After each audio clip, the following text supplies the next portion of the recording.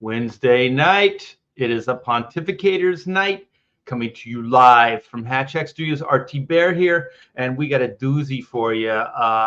Man, this thing dropped, and there's a lot of thoughts.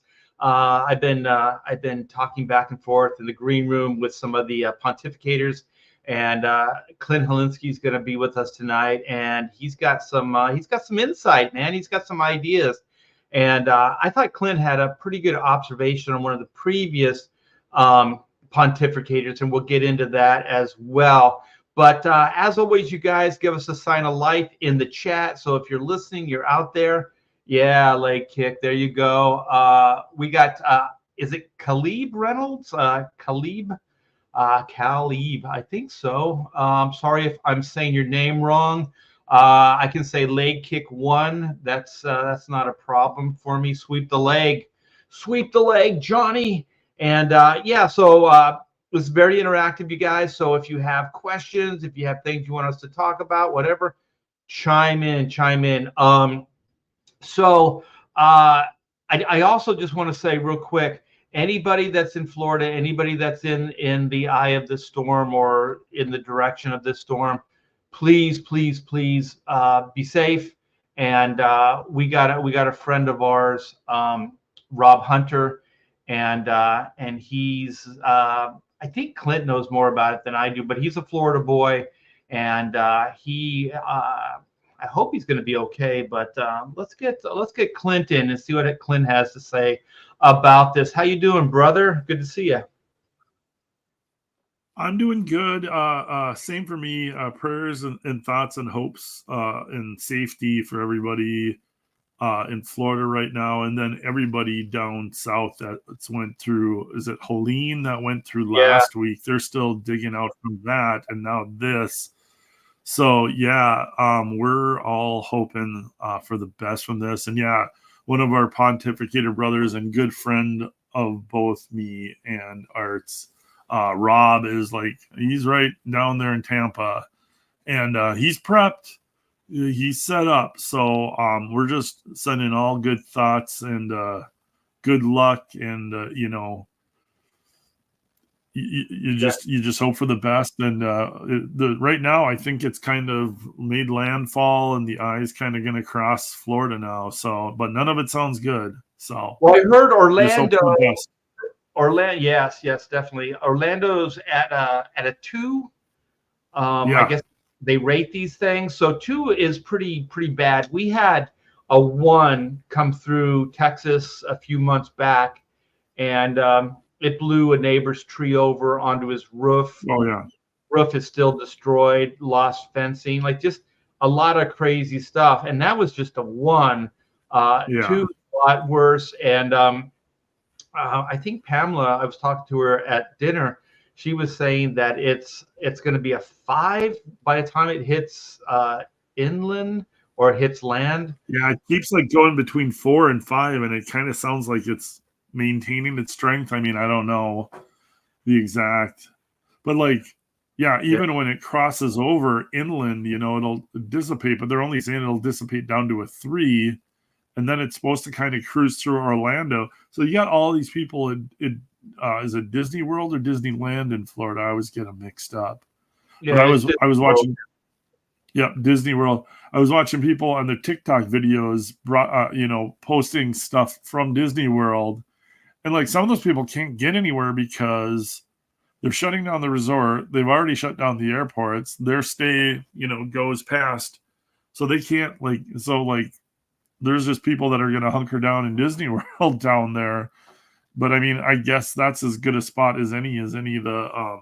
It's probably the best spot because they built that resort to withstand these type of storms and things like that. So I think they'll be pretty good. The only thing is they paid, you paid for that vacation. To be locked into their hotel. I heard they have things for the kids and stuff like that in the lobby and stuff. So Disney tries to entertain people and all that. Yeah. So it's still not really, ideal, but, they try to make the best of it. I mean, for it to hit Orlando, that's pretty far inland. Yeah. To still be at a 2, that's pretty heavy duty. So you guys, if you know anybody, send prayers, send thoughts. Hope everybody's going to do well overnight, early morning, and let's hope that it's not a North Carolina situation, for people. It's crazy, like just to have. I mean, mass amounts of water could just devastate the entire ecostructure. You know what I mean? Like stores, power, just everything goes. The wayside stores, transportation, just everything. It's amazing how mass amounts of water can just devastate. Because in California, we would have fires. Like we were evacuated twice in California, forest fires coming all the way to the house. But that's a surface burn, right? I mean, water is like, you know what I mean? Like that can uproot a foundation. That can move an entire Water house. gets into everything. Yeah, there's no stopping. Yeah, it can get into everything. No stopping water. Yeah. No. So anyway, you guys, prayers out to you, and hopefully everybody does well.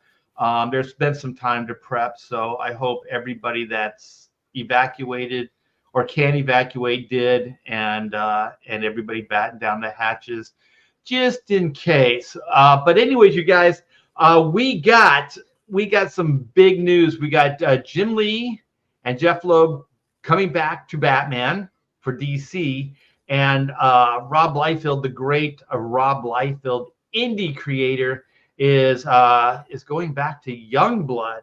So Clint's got some good insight on that. But I want to share something real quick with you guys. Oh, yeah. Let's take a look at this. Yeah, I don't really.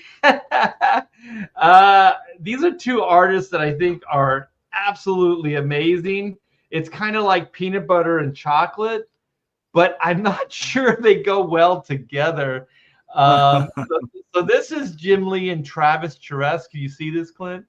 Yeah, it's coming up, coming in, and I think I might know what one of your criticisms is, but I want to hear it from you first. But yeah, I see it good. Well, overall, what do you think? Just looking at it, I think Travis is such a noodler that he just tried to go in with too fine a line, especially on like the hash renderings, because it just becomes a blur.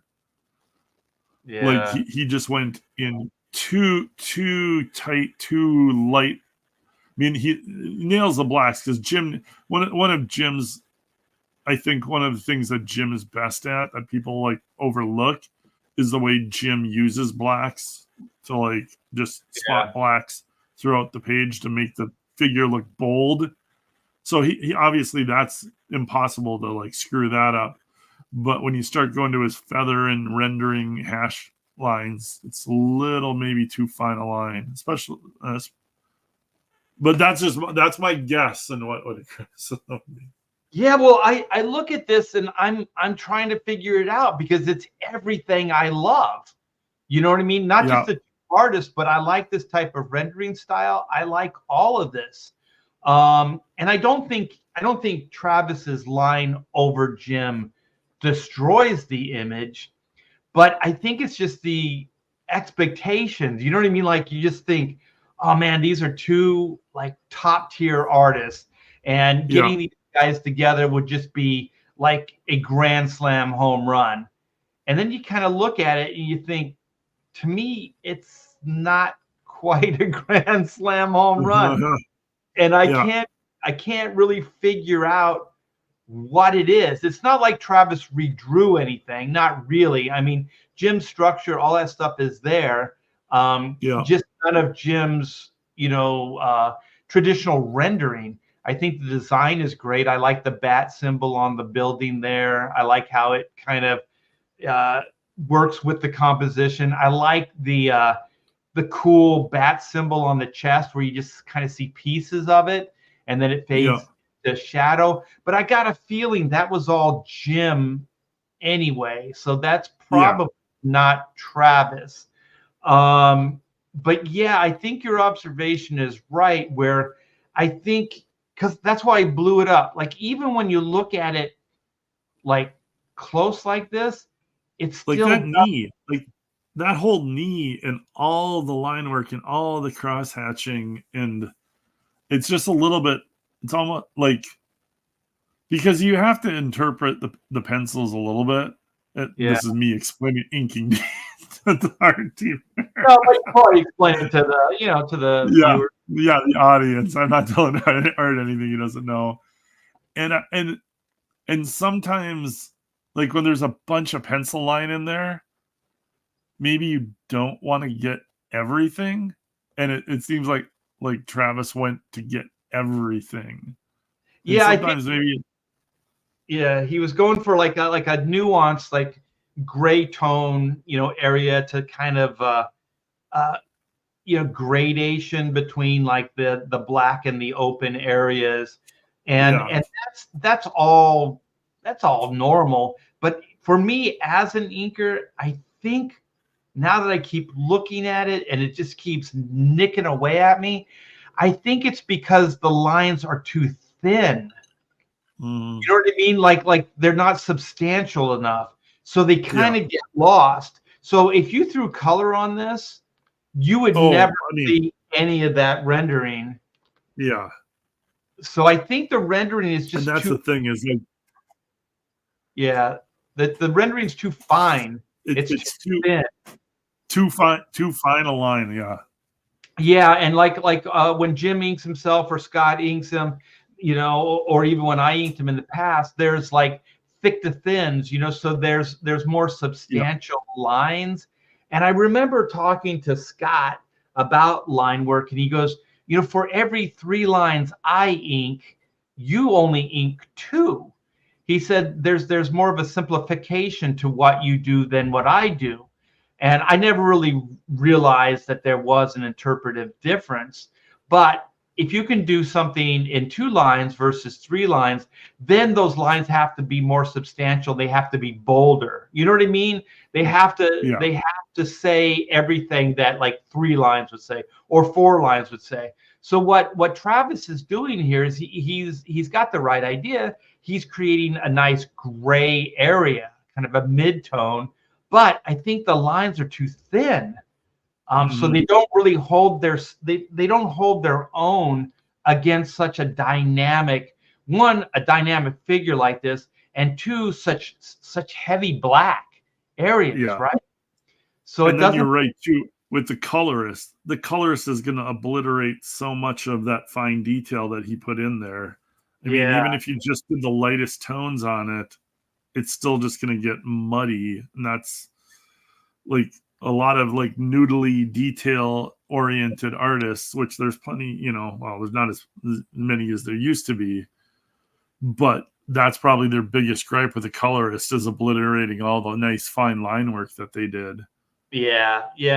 And I don't want to seem like I'm overly bagging, but it just seems like with these 2 guys, and I'm a big fan of both their work, it just seems like it should be like, like just amazing, like jaw-dropping amazing. And Yeah. there's one more thing I do have to ask, and if anybody in the chat has any input on this, all right, okay, here we go. Let's see if I can actually do this, see if it'll work.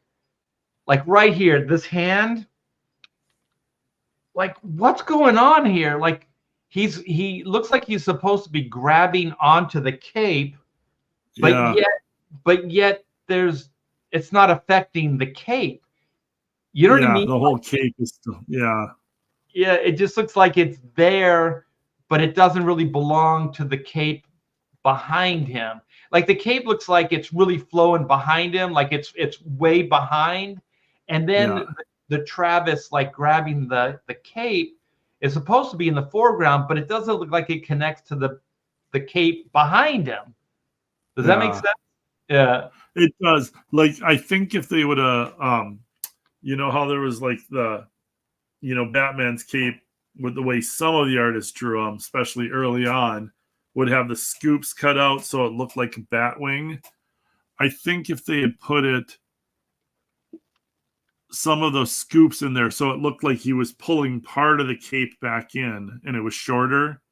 Yeah. But since the whole cape runs off the page, you don't get that feeling where he's pulling part of the cape back in. Right. Let's see. Hold on.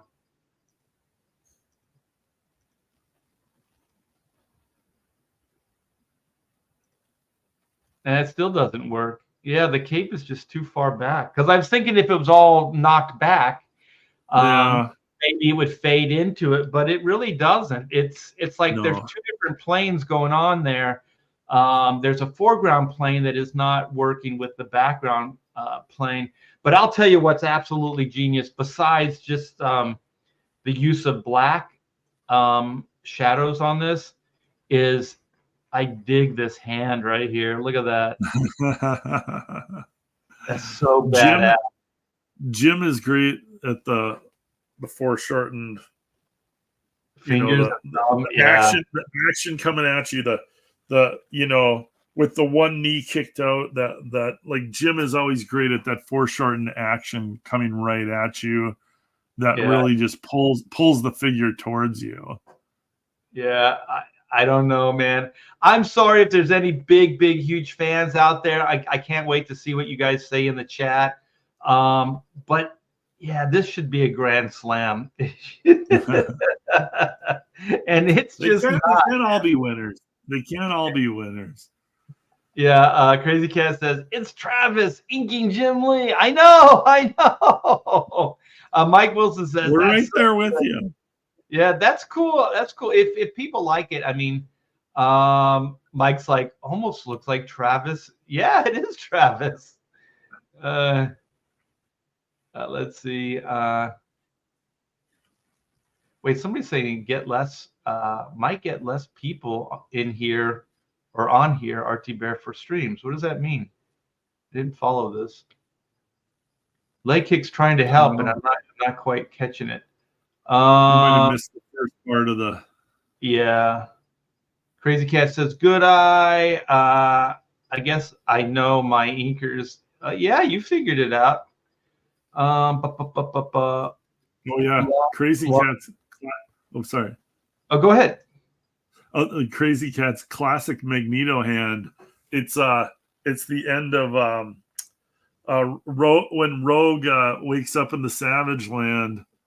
And all of a sudden, Magneto pops up, and he's got the hand out at her. That's a sore spot. That's a sore spot. Oh, you were probably. Oh gosh, you were in on those pages, or. Yeah, because they okay. Jim just says, Art, would you mind if Scott takes the last page, because we're like in crunch time. So I thought, this is just an innocent, but I wasn't thinking usually the last page, is a splash page, right? So I'm just like, okay. And then next thing I know, I see this fantastic Magneto splash page, and I'm like, oh man, that hurts. Oh, got aced out of that. Yeah. No doubt. Too soon. Did you guys? And I see. Wait, I understand now. Leg Kick he says because of the storm, there's a lot of folks in Florida that probably aren't tuning in right now. Yeah, I get you. But okay, Clint. I've already, with Mr. Negativity about that. What's your honest feedback about the Jim Lee, Travis Charest Batman combo? I like. You can nitpick things. I think overall it's still a great image, especially, Jim spotting the bugs. I think Travis probably noodled it a little bit too much, where, I've never seen the color image of that, but I would rather keep it in black and white just so you see Travis's line work on it, because I'm a noodler too. I love seeing that. Other than that, like, I get when you see Travis and Jim together, like, Jim's put out a lot of awesome Batman images. So is that one of his top Batmans of all time? Maybe not. So, but overall, it's still, like that'll sell some books if you slap that on the cover. Oh, hell yeah. You know what I was thinking about? Okay, think about Travis's work. like he'll get into light sources, but they won't be like really as dramatic as they could. Like there's no real solid blacks. Like you very rarely see like solid black areas on faces or on figures and stuff. And if you do see black areas with Travis, it's designy. It'll be like the guy will just have a black shirt on. Right? Maybe some highlights, but it's kind of just They'll do like a solid black shirt or solid black pants for the figure, and also then it saves them some time from rendering. Right. But so then the rendering is like rendering on rendering, and it's really open. So it kind of works with that really kind of fine line, thinner hatching, but it doesn't really hold its own against those heavy blacks, those shadows and stuff like that. So maybe that's kind of the problem. And I hinted on that earlier, where if you ink those hatch lines a little thicker, then they would hold their own against the solid black. But that's probably, I think, the problem. Like for me, flat out, that would be the problem, is if those lines were thicker, like if you used a thicker micron or whatever he's using, I think that would have been the remedy for that, because it's quite a stark contrast. You see those black areas, and then you see that really fine cross hatching, and it just doesn't really, it just kind of turns to mud. It doesn't really register as like a gray area. So anyway, we should move on. So Crazy Cat wants me to ask you to read a post of his in the chat, but I'm not exactly sure what post I tried to look back quick, and I'm not sure what he's. Is this it right here? Read my chat above that one. Let's see. Crazy Cat, classic Magneto hand. We covered that. Yeah. Good Eye. It looks like Travis inking Jim. Yeah, we got that. Weaponized Weather. Is that what you want us to talk about? Weaponized Weather. Oh, wasn't Marjorie Taylor Greene out saying that the Democrats can control the weather? I don't know if I want to go down that rabbit hole. See, that shit. Come on, man. Just discredits everybody. Like, don't talk like that. It's crazy talk. Let's move on. Okay, well, we've got Randy Howe in the chat. We got some more people cycling in. We've got Art of Roy. What's up? Art, read Crazy Cat's post. If that was the post, then I read it. So I don't know what else you guys are talking about. This isn't Joe Rogan, all right? We're not going down all the conspiracy theories tonight. We're gonna stick mostly to comics and what we know. Wait a minute. Crazy Cat says that's not it. I went through all of your posts here. We scrolled through everything, Crazy Cat. Well, post it again then. Jesus. Yeah. Tell us again. Look at this. No. He wants us to spend the whole night catering to his whim. Scroll up to where you are. Just write it again, because I obviously scanned or scrolled up and I couldn't find I didn't see anything. I looked through the whole thing too. So so maybe Crazy Cat is earning his crazy name. Yeah, he put the capital K in crazy. Crazy. Yeah, he's leading us around. Crazyville. You guys, this is pretty big news. I think we can talk about this quite a bit. So Jim Lee, along with Jeff Loeb, are coming back to Batman. And so I don't know what the schedule, or do you have an article or anything that gets into more detail? I read a little bit. I tried to pull something up, and like this is the original Hush team from what, a decade ago now? With Alex Sinclair and Scott Williams. Yep. They're coming back. They're going to do a Batman run. From what I understand, I did a quick read through the article earlier. Jim's been working on it already since the spring. He's been drawing it all summer. And the original plan was to be launching November, December-ish this year. And so they were moving around the schedule on the writer that's on Batman right now. now they pushed it out to next spring. So March, April-ish, I think, which, the more time you give Jim, the better, because you got 3 issues that they can, and where's the 4th issue? But here, I got. So it's 4 issues. So it's 4 issues. It's a 4-issue run. No, it sounds like they're gonna try and do what they did with Hush. They're gonna do a year, a longer run.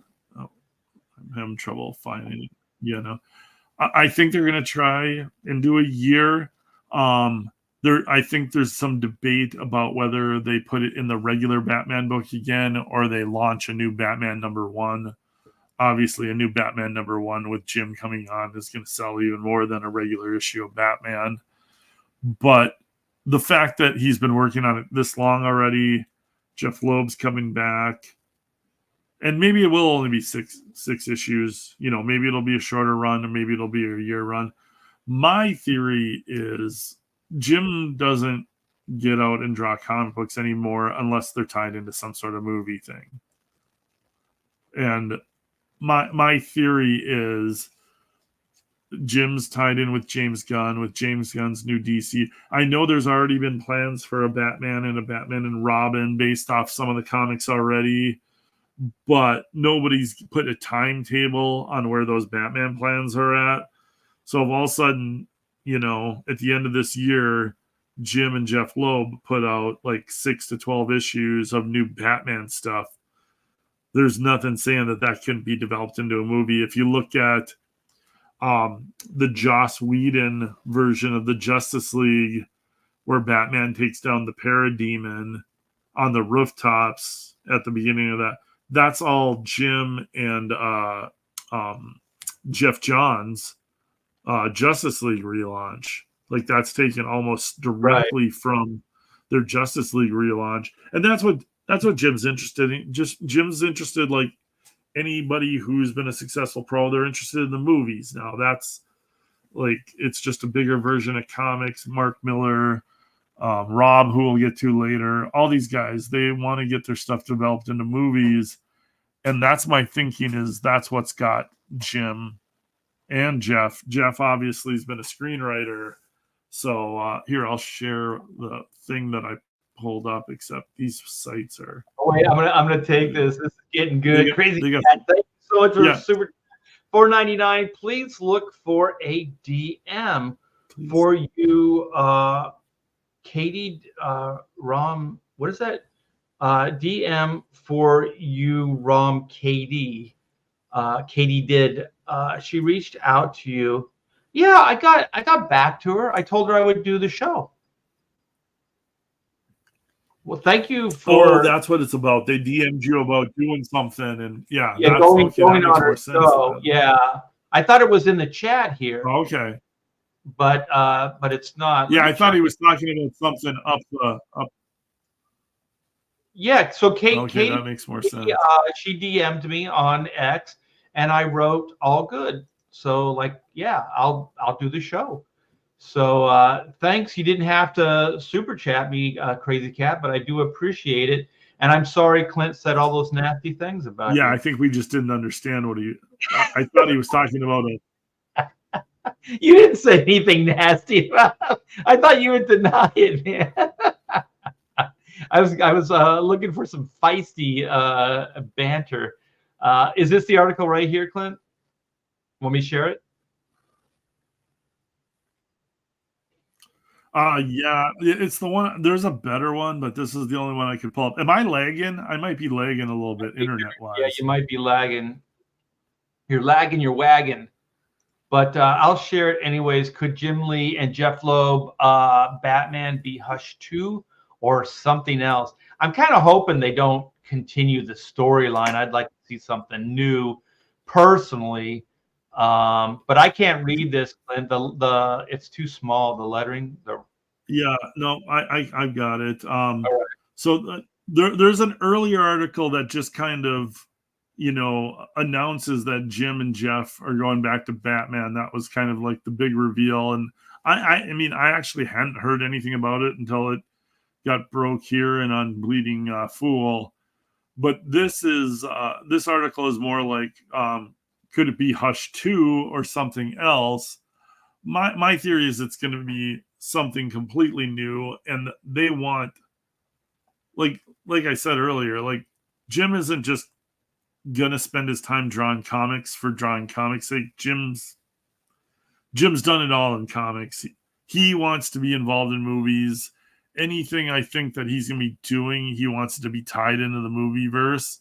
And with DC's new universe under James Gunn, like that's how I see this, is like something. This is basically a movie pitch to Jim, from Jim and Jeff to James Gunn. Like, here's our Batman idea. This could be really cool if we turned it into a movie. That's the way I see it. Like, I don't see these two guys just being like, hey, let's do a second Batman run just for the hell of it. You know, they want to get this stuff developed into movies. Well, you know, the article says, could this be Hush 2? They could quite possibly be thinking of, if they do revisit Hush, then it will be fresh. And just to continue your thought, I think getting Hush onto the big screen would be a big coup for those two. Because I was thinking, like, based on what you've said, like, Jim Lee isn't going to get paid any more. Like, the film, he doesn't own Batman. He might have co-ownership of that Hush character, but isn't Hush based on a previous DC character? So I don't know. It was going to be the Red Hood, but I think they changed it at the last second to be its own character, which probably was good for them in the long run, because then they created a character and it's not based off of the Red Hood. Where that's where I'm going with it. Yeah. So the thing is, so you have if it's not based on the Red Hood, then it's a completely career-owned character. So if they can get that on the big screen, then that's where the ego gratification stuff comes from, and the paycheck. It doesn't come from just a Batman story, because you know, it's just another Batman story. So I don't think that they can necessarily copyright the story and all that other stuff. I'm sure, you know, with Jim's connections, you know, he can probably write himself a great contract. And Jeff. But the thing is, the way it usually works, you know, it's a storyline, and those things are harder to prove. I mean, we had Chris Wozniak on the show, Pontificators, with his lawsuit against Warner Brothers, with the who's the guy that did that Batman movie? The Batman, Matt Reeves Batman. Matt Reeves Batman, with all the Riddler stuff. And you know, he got, I think they're repealing, but you know, he got kind of thrown out of court. So those things are real hard to prove. But the ego gratification, I think it's more about that character. It's prestige. It's prestige. And if they did bring the Hush storyline to the big screen, it's a big prestige thing, because I mean, that Hush storyline had all of Batman's rogues gallery in it. So then in the movie you could use the entire rogues gallery. But then the prestige and the ego boost is you're creating Hush, who becomes part of Batman's rogues gallery right there along the Joker, the Riddler, Penguin, all of these characters that have been around since the beginning of Batman's run. So there's kind of like the ego boost, the prestige part of it. So and the thing is, because they already said, Crazy Cat said they've already made it in DVD form, in animated. So that already exists. But if they revisit it, then one, if it does well, which it probably will financially, it'll be easy to sell it to the Warner Brothers execs, you know, because it was a huge success. Jim Lee, you know, all like it set all sales records with this best-selling Batman, blah blah blah. And then, like you said, with his connection with James Gunn and all that, then it is a stepping stone to getting Hush made as a movie. Because otherwise, if it was just a Batman story, what would be the difference? You know what I mean? It would just be like, oh, they're making this into a Batman film. But there's a Yeah. lot of Batman stories that are great. You know, what would make this so much better than anything else that's been done? Nothing. And there's no reason for those guys, because like you said, it's definitely ulterior motives, right? It's not just the purity of like, let's revisit Batman and do a good comic book. You know, it's like, yeah, oh, go ahead. When you're the president of DC Comics, when you've spent the last 30 years drawing tons and tons of comics, like there has to be an incentive there, and it isn't just to go and draw another comic. Like, you get older, life wears you down, you get tired, you don't want to just sit and draw comics all day once you're an older comic book artist. There has to be a different incentive, and that incentive is your ego. Movies are always dangling. They're always a draw for the comic book creator, because like that's the prestige format, like that's the clout that I really like made it in a big deal. Like, everybody looks at that Mark Miller Netflix deal. Everybody looks at any comic book creator that got their indie comic optioned. It's a different light that people look at you. So Right. And the thing is, I don't know if the DC office is completely closed up, but the last time I went, the new offices in Burbank, it overlooks the Warner lot. Like, it's right there. So, you know, those guys are rubbing elbows constantly. Yes. And I remember the few times I went, you know, we would go over to the Warner Brothers a lot and go to the commissary and have lunch. You know what I mean? Because it's right there. It's like you could walk there. And I'm not sure if it's the Legendary building, but there's another like film brand that shares that building with Warner Brothers and DC. And so, yeah, that stuff's all right there. Jim sees those guys every day. You know, like you said, Jeff Loeb is a Hollywood guy. He's probably more of a Hollywood guy now that he's been, you know, for a decade or more. And because he's the head, all of the was it the Netflix Marvel series stuff? Right, yeah, all the Netflix Marvel stuff, and then he's done a bunch of just other stuff, just in general. Right. Well, before that too, and then after. But the thing is, he also has a little bit of an axe to grind, because I think that whole Marvel thing, those guys just kind of got rid of all those TV guys, and Feige and all the film guys kind of treated the TV guys like second-class citizens. So I think, you know, like there's a little bit of a fire, you know, burning for Jeff Loeb, because if he can get Hush on the big screen, and if this James Gunn stuff, this DC universe, cinematic universe stuff is a success, well, then guess what? Jeff is back, baby. You know what I mean? And James Gunn respects the comics. Like, he respects the creators. He respects the creative process of comics. That's been very clear in everything that he has done. And from everything I've seen, it seems like Jim and James Gunn have a good relationship.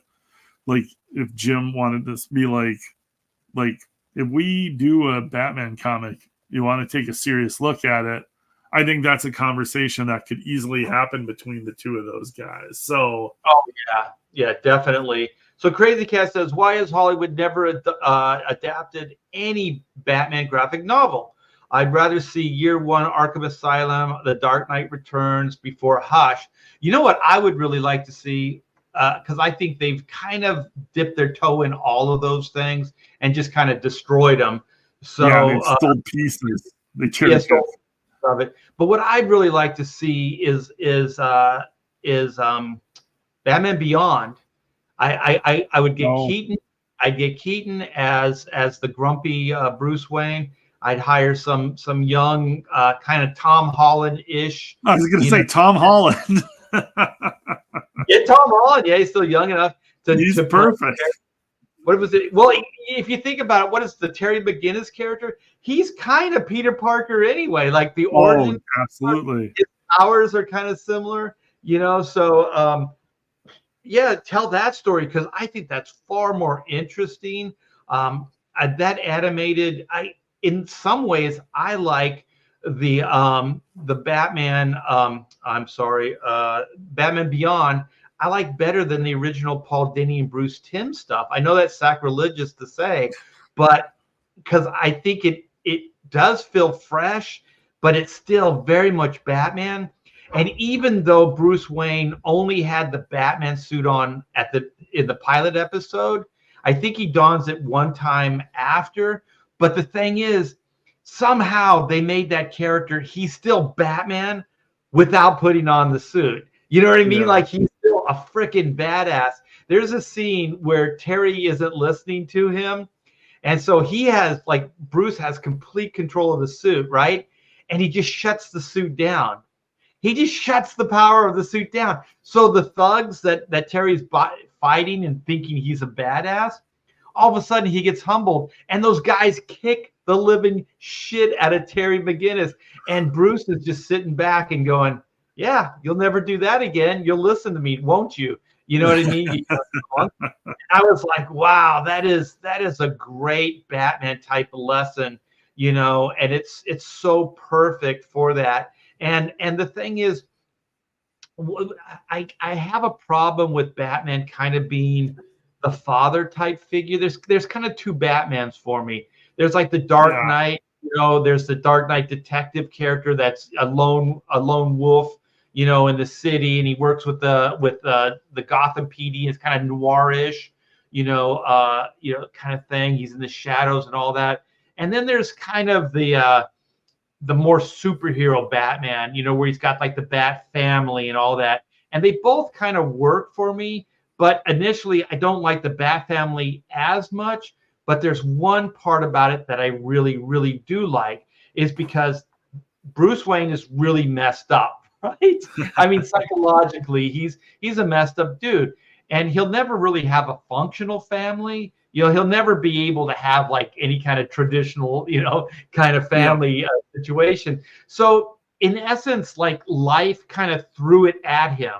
You know what I mean? So in a way, he's kind of the dad to Dick Grayson and Terry McGinnis and all these different Robins, And so then even like the Batgirls and stuff. So in essence, he kind of has done that. And the reason I like it is because it's legacy, but also it's kind of like gives his life purpose, right? So he actually kind of spared Dick Grayson the pain and everything that he went through. So Dick Grayson is a healthier version of him. And so in essence, he kind of is a father type figure to these guys. So in Batman Beyond, I think it's just the perfect analogy, the way they set it all up, because, Terry McGinnis's father dies kind of like Uncle Ben, and he could have prevented it, and all that stuff. And then Batman, the way it works is Terry McGinnis finds the suit and just dons it and goes out for vengeance with it. And then Batman kind of reels him in and says, you want this? You want this? Well, then you're going to have to do it my way. And then I don't know if you remember this scene, Clint. I'm just geeking out because I really love the series. Is Bruce Wayne comes in and he's in a domestic situation with Terry McGinnis's little brother, which I figured was going to be the new Robin, right? Eventually, like Terry McGinnis's brother would be Robin, and then the mother, And so Bruce Wayne is in there, and Terry McGinnis isn't there at first, and so he's sitting there having tea with Terry McGinnis's mom, and so Terry comes in, and the mom says, Terry, this is Bruce Wayne. Like, he doesn't know him, right? This is Bruce Wayne, and he says you've been working for him, and he has this great job opportunity for you, and all this other stuff. And it just sounds so fantastic. Like, obviously the subtext is the job is Batman, right? Like, but she doesn't know it. She just thinks, it's going to be a normal job. And so then Terry's like, yeah. And then she goes, are you going to take the job? And he goes, sure. And then the last line is like Batman or Bruce Wayne reaching over, shaking his hand. And he says, welcome to my world. But he says it with that, what's that actor's name? He just passed. Conroy. Oh, Kevin Kevin Conroy. Yeah. Yeah, and he says, he Yeah. goes, welcome to my world. In the real Batman voice. So good. So freaking good. Yeah. So Yeah. anyway, I would love to see that Batman brought to the big screen. I know they'll probably destroy it, but I think you could tell that origin story. It would feel fresh. It would feel interesting. You know, it wouldn't feel like the normal. And like the thing is, probably all this stuff, because I mean, Batman's a cash cow for DC and for Warner Brothers, and they're always going to be looking for new good material with it. Sometimes they're going to have the director be like real pretentious and be like, oh, I'm going to tell the best Batman story ever. But a lot of times they're going to go back to the well and use the stuff that worked in the comics, because what's been proven is stuff that works in the comics works on the big screen. And not all of these directors that come in are the best screenwriters. And so some of these directors are happy to have this material to use and turn into movies, because they know it's already been fan approved, fan tested.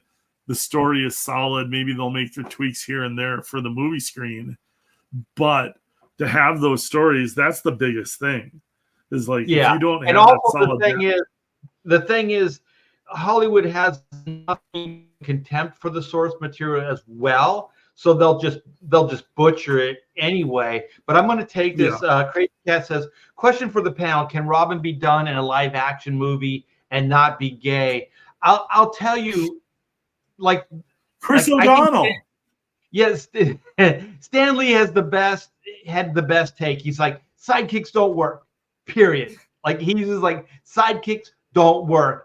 And for the most part, he's 100% right. So Robin, like I said, there's certain aspects of it that work for me, and there's certain aspects that are just like horrible. And there's one thing about live action Robin, is you can't do it, because live action, you scrutinize it in a different way than you do a cartoon or a comic book. So you could have a kid, you know, being his sidekick, and then you kind of go, well, it's a cartoon, it's a comic book. But as soon as you have a live actor, all of a sudden you're going, that dude's in harm's way. Like, that old man is putting that kid in harm's way, in danger every night they go out. It's like, that is completely, I mean, you talk about child abuse. Holy shit, man.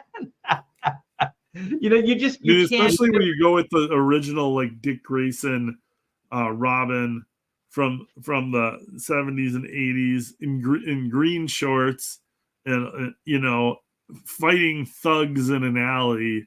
And if you put that in a live action at like a 13, 14, even 15-year-old boy, basically prepubescent, like not a full like muscular body, but like a nimble, even smaller than Spider-Man body, without superpowers, just a gymnast and an athlete. Yeah, it's like, it would look so ridiculous live action. And it's like the argument that a lot of people make, like when you see like the Hollywood, like Black Widow, right? I mean, they managed to make it work for the most part cinematically, but your practical brain goes, that woman's not as strong as that guy. Well, so she's taking on 3 or 4 guys in a fight. Like, that's highly unlikely. Did you ever see that meme where it's like Hollywood and this woman's like kicking and spinning and kicking like 3 guys' ass? They go, in reality, so she kind of takes on the one guy, and then the other guy comes up and just like cold conks in the back of the head, and she goes down like just like 120, that. 130-year-old, 30-pound, good-looking girl fighting like 250, 260-pound guys is like. Yeah, it's highly unlikely. So then you just think about Robin, which probably has less going for him than even, you know, a Batgirl type or whatever. Yeah. And the thing is, it just really doesn't work. And then the gay aspect of it is like, yeah, that's why the TV show had Anne Harriet, because it's freaking weird. It's always been weird, you know. I have a theory. Weird is a selling point, though. Okay, like if you think it's a selling point in Hollywood. It's a selling point in Hollywood.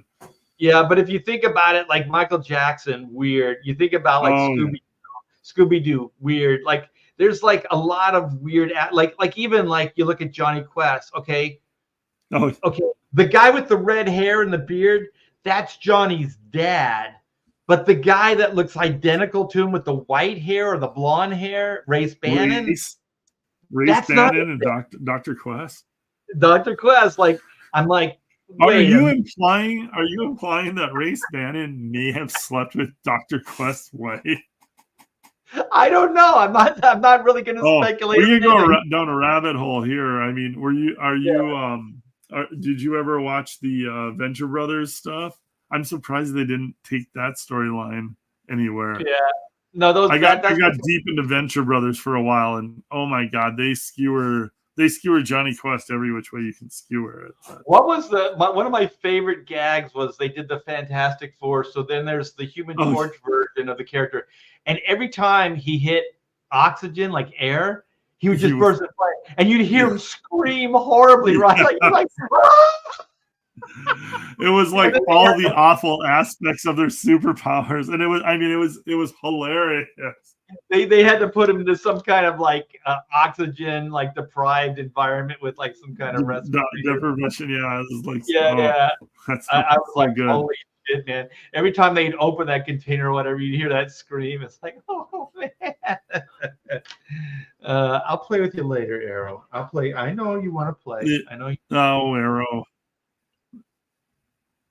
they don't know when it's time for the live stream. Yeah. How bad am I on delay, Art?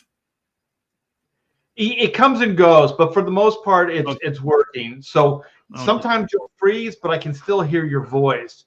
So don't let it stop. Okay, good. Necessarily, if you see yourself. No. Freeze. I'll fight through. My internet's a little wonky today, so it's just one of those things. Yeah. So anyway, I think your observation about the Hollywood shuffle is right with Jim Lee and Jeff Loeb, and I think it's probably about Hush. So I almost guarantee you that it's going to be like they're going to do a Hush 2. You know what I mean? I mean they already speculated in that article, but the thing is, establish the character more. Right. And if it's a huge success, which it probably will, because when Jim did Hush originally, he changed the number one sell. So I think like books were selling maybe 300,000. That was number one. And I think when he took over Hush, it went up to 500,000, something like that in sales. Yeah. So he almost doubled the sales from what Batman was, or what the number one book was, not even Batman, the number one book was. So that's history making, and that's stuff that Hollywood pays attention to, right? So they got all the dominoes are lined up. I'm almost guaranteed that it's going to be Hush. But there's one thing you said. I thought this was a pretty brilliant observation. It was on Pontificators a couple months ago, where we were talking about the amalgam stuff and the DC Marvel crossover and all those things. And then I forget what you were saying, like it's kind of a no-brainer for Jim to step in, and I forget what your exact observation was. It was basically like this would be the type of prestige project that would get Jim back at the drawing table. Because Jim's not just showing up to do some run on something just for the hell of it, but like a Marvel DC crossover would be prestige enough. He'd get to draw the X-Men, he'd get to draw the Avengers, all that stuff. Like Jim's not getting to the drawing board unless it's worth his while. Like he's not just, I mean, basically semi-retired, but still collecting a check. You know what I mean? And if you think about it, like relating to the Batman Hush stuff, it's like, yeah, he could do that and change history, right? Like Marvel DC drawn by Jim Lee, which I thought what you were saying earlier was great. Like have Mark Miller write it or something like that. But a lot of work, right? That is a ton of work. And it's only prestige in comics. Right. But Jim Lee on Batman Hush, is less work, less political BS, and they can get that Hush character made in, into a big film, villain. And so I think, yeah, if you think about it, because you got me thinking that way, and I thought that was a brilliant observation about, yeah, that could, because I think that what we were talking about is like bringing cells up in comic books and stuff like that, and that would do it. But this would too. But there's more in it for Jim. There's more. And that's the important part right there, is the motivation. The motivation. Then a huge crossover, because one, that's a lot of work, a lot of red tape, a lot of political BS, and probably no big film, debut of a character that he's created. So I think the legacy of Jim, his new legacy will be that Hush character, which, by the way, I don't think was that inspired. I found it. I was gonna say, I found the reveal like it felt disingenuous. It didn't feel like the setup was proper, and then what they gave you as the payoff didn't feel satisfactory. You know what I mean? For like 12 minutes, whatever the hell it was. That's what you were saying. They changed it during the writing, during the creation process, because they were setting it up to be that Hush was the Red Hood, and that the whole the white hair that was going to be who was the second Robin after. It's not Tim Drake. Forgetting my Robin's names now. It wasn't Tim Drake. I thought it was Jason Todd. It was going to be Jason Todd, who had apparently been killed, and then that was going to be the whole resurrection, the Red Hood, and then the Red Hood was actually Hush, and then they changed that. Yeah, Jason Todd. The chat is alive. They're listening, but I think they changed it, and they never explained why they changed it, but the fact that they did change it is actually good for Jim and Jeff in the long run, because if you get a character turned into a movie, but he's already based off of an already developed character like Jason Todd, then those creators don't really get the credit for that, because it's like a copy of a copy of a copy. So Robin is the original creation. Jason Todd is the second Robin, and you're basing your character off of Jason Todd. So somebody already created all that stuff. So when you're going to the credits, you're going to all, compensation or whatever. I think it's less about compensation, more about ego at this point, because these guys are making good money. But you want to create an original character that's got your name attached to it. That would be Hush, and that's what Jeff and Jim created. And he's not based off another character. That was, to throw everybody off. So the setup was like they were trying to say it was the Riddler or whatever. I don't really remember the story, but anyways, it didn't feel right. And Darren Wagner, Hush, the Bandage Man. Yeah, I didn't think the character design was all that unique or cool. But the thing is, it's kind of like the way Fate led to Alan Moore, because Alan Moore, with the Watchmen, those were supposed to be the Charlton characters.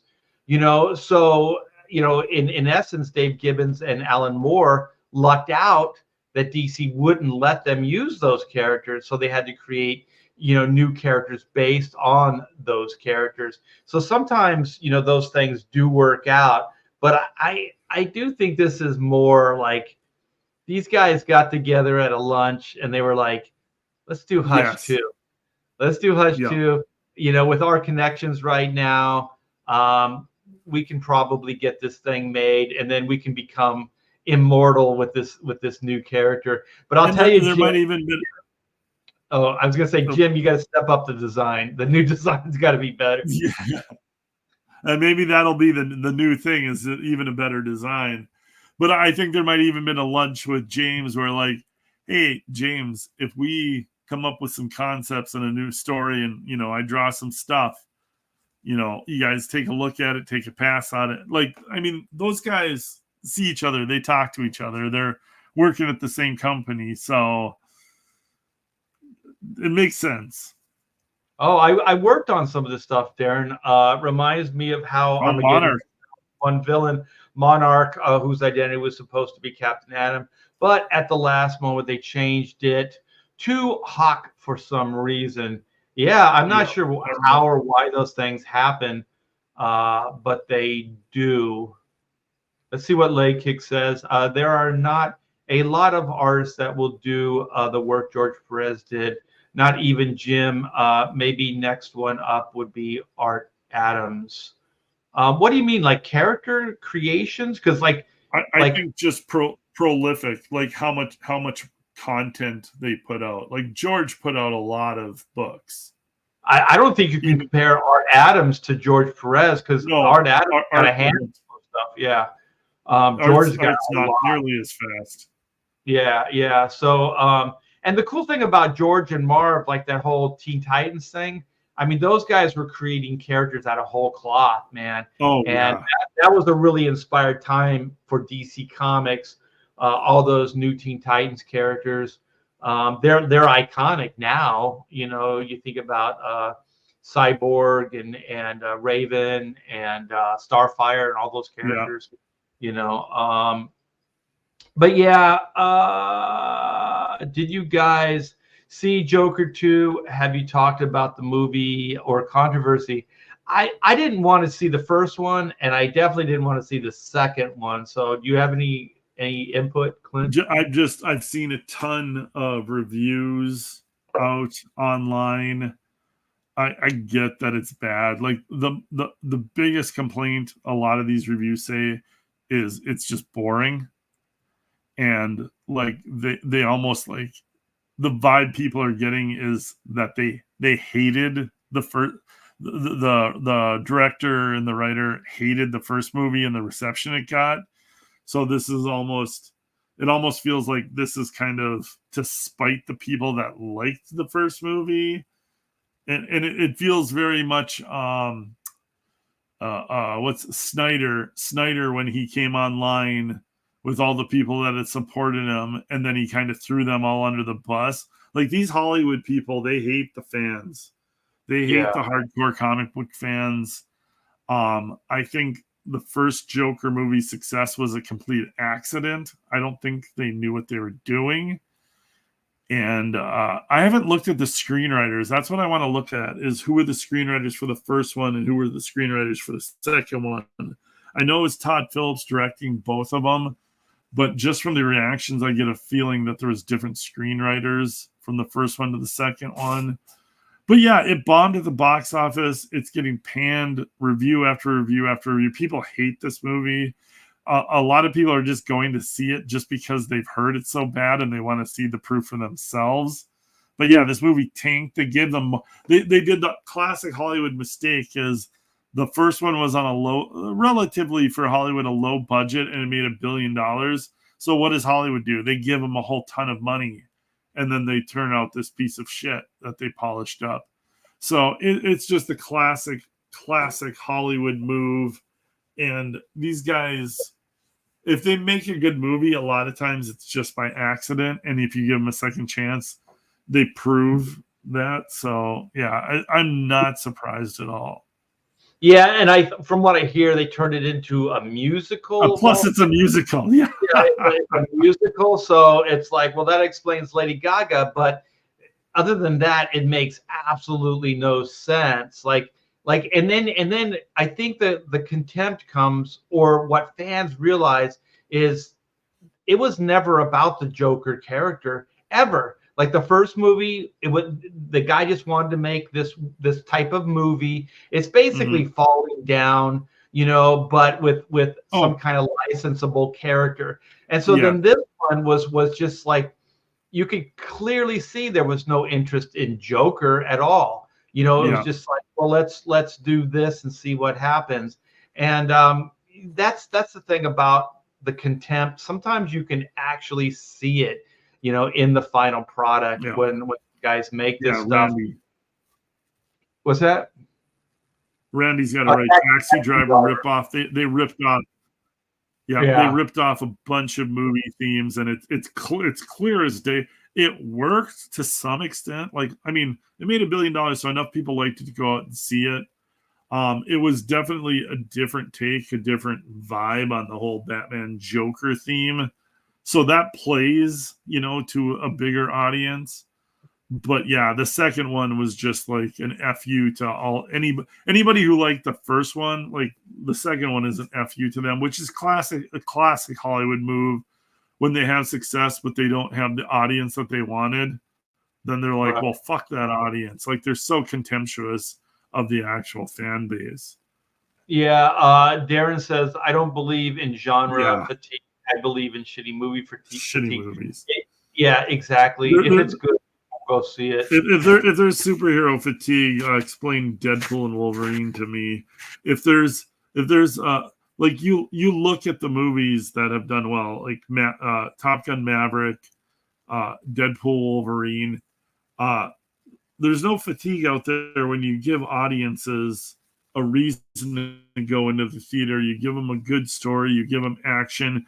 You give them likable main characters. You give them good guys and bad guys. You give them a payoff for the money that they're spending to go to the theater.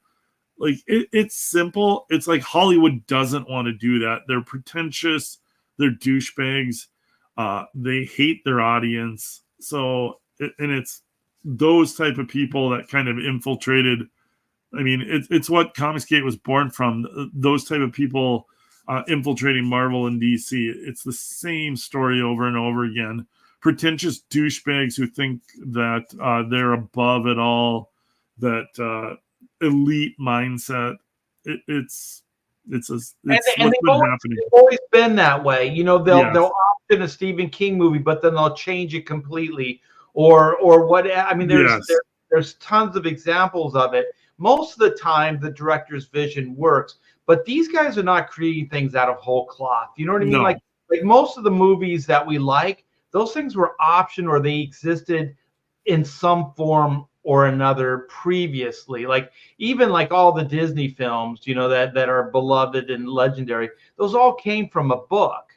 The Stephen King stuff. Yeah. I can't think of anybody else right off the top of my head, but there's most of them, I would say, come from some kind of source material. But I want to read this. So Cheapo Comics says, I can't imagine owning a company, movie studio or not, and having the gall to insult the customer base. I thought most companies want to make a profit, but what do I know? I'll tell you what it is. This is kind of like what I'm saying. Okay, they'll option a Stephen King novel or a Philip K. Dick, for like Philip K. Dick. Our sci-fi has been optioned 1 billion times. None of those movies are really anything like the books. Blade Runner was nothing like the book. It's better than the book, but it's really nothing like the book. And so the thing is, sometimes it does work, but sometimes it doesn't. So movies of old, they would option the movie, and then it would be filtered through the director's vision, right? So then the director would reimagine this stuff with screenplay writers and visual artists and things like that. And usually it ended up becoming something better. Like most of Stephen King novels, they're better movies than they were novels, So Blade Runner was a better movie than it was a novel. Total Recall, I read all those Philip K. Dick, novels. All the movies are way better, So it does work. But this is my theory. I think Harry Potter changed everything. Oh, yeah. Because Hollywood was able to take the source material and push it down and give those people very little, treat them poorly, bury their names in credits if they even got credit, all of that stuff, right? And so then it was all about them. Like Ridley Scott will very rarely go, it was based on this novel, and this novel was pretty good, and he gave me all this, this inspiration to do this movie. They very rarely say that. But then all of a sudden there's this J.K. Rowling, right? She somehow retained complete ownership Yeah. of everything. Like, she didn't sign the rights away. So then all of a sudden Hollywood has to deal with somebody they don't want to deal with. And so then all of a sudden it was like everything had to get filtered through her and the actual book, right? So then you have a series of Harry Potter movies that are more based on the book, more true to the book, even though they veer off and stuff like that, but they're still very, very true to the book. That's because she made sure of that. So then, you know, all of a sudden you go to the Marvel Universe stuff, which came out after. Like, I'm not talking about like the early Spider-Man stuff, that I'm talking about like Iron Man and beyond. So they sold that as fan service. You know, they had a brain trust that was kind of the J.K. Rowling. So it's like, hey, fans, you can trust us because we got all these comic book creators that you love working on this, and their sensibilities, they're making sure we don't veer too much. And then Kevin Feige's a big comic book fan, so he's not going to steer you wrong. So, you know, the way they sold it to the fan is that this was going to be true to the comic books, right? And so then it worked for the most part. You know, it worked. They had a 10-year run out of it, but it kind of changed things. But those were the exceptions. I don't think Hollywood wants to play that. I think they had to play that. You know what I mean? Like those two instances, they had to play that. And so because Marvel, you know, and then Disney, they knew that they had to make this work because it was going to be a series of films like Harry Potter. It wasn't just going to be a one and done. It was going to be a series of films. So then they had to sell with the fan service. They had to get people on board with it. And for the most part, it worked, you know, but as soon as they could move away from it, sure fuck they did, you know. Or if they got a director who was established enough to kind of like call his own shots, and then you get the crappy movie in the mix because somebody's ego is like, oh, I'm not gonna do the things that you guys have been doing. I'm an artiste. That whole attitude, you know. So I'm hoping that, you know, that James Gunn, you know, at DC will be able to not just create one good movie or two good movies or whatever, but he'll be able to create a cinematic, you know, DC universe. I don't want that stuff to fail. No, I'm not sure that he's 100% the guy, but if he can surround himself with some like Russo brother types, you know, stuff like that, you know, what was it, Jon Favreau, you know, some of those types, then, you know, he can parlay that into success. But we should get into the Rob Liefeld Youngblood because it's kind of similar thematically, and I think some of the things we can say the same about like Jim and Rob, but I think Rob, I don't know. Let's just get into this. So let's let people know, if they don't know, Rob Liefeld is returning to Youngblood. Okay, so this is the Hollywood Reporter. So what does it say? Yeah, let me pull it up here. Rob Liefeld returning to Youngblood. The comic creator will write and illustrate a new series after 7 years away from the property. Rob corrected this on Twitter today, saying it's been 17 years since he's drawn Youngblood. But comic creator Rob Liefeld is plotting a return to the property that he helped launch his post-Marvel career more than 30 years ago. Liefeld will return to write and illustrate Youngblood title for Image Comics, which will publish the book next year. It marks his first work on the property in 7 years. Rob corrected this, 17 years.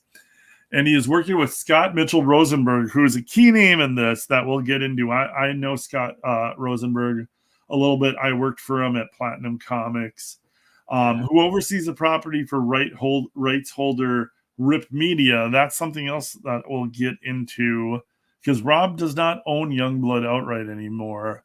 Right. So there's some real questions there, but it's so great that I can run into the comfort of characters that I created and that launched a movement. They carry such history. I love Youngblood so much. These characters are my absolute passion, said Liefeld. Youngblood came out. I think we all know the history. Youngblood came after Liefeld created breakout hits for Marvel, including Deadpool, Cable, X-Force. Deadpool is the key name here. This is why all this is happening right now. Right. Then in '92, he and others departed Marvel, launched Image. Youngblood launched. So we all know the history. Youngblood was a huge thing in the ~90s. Kind of launched Image Comics. Made Rob a ton of money. Then through different, I drew one of my first paying gigs. Rob Liefeld hired me. I worked on Youngblood. That was one of my first pro gigs. I showed Rob my portfolio at Chicago Comic Con, and he hired me on the spot and gave me a handshake and welcomed me to Image Comics. And then I think Welcome to my world. Yes, about 7 or 8 months later, they got back to me, and I drew filling pages on Youngblood. So that was my big claim to fame. I was super excited about that at the time. It seems like it was 30 years ago now. Oh wait, it was 30 years ago now. So yeah, so Rob, and then my first question, and this is just the way I think when people are doing something that's a little bit out of character: motivation. Why is this happening? Why is this happening now? I think about 2 years ago, there was a whole stink about Youngblood where Rob admitted that he didn't own the rights anymore. And this guy was going to put out his own Youngblood books and was hiring creators to do it. And there was a whole fiasco around it.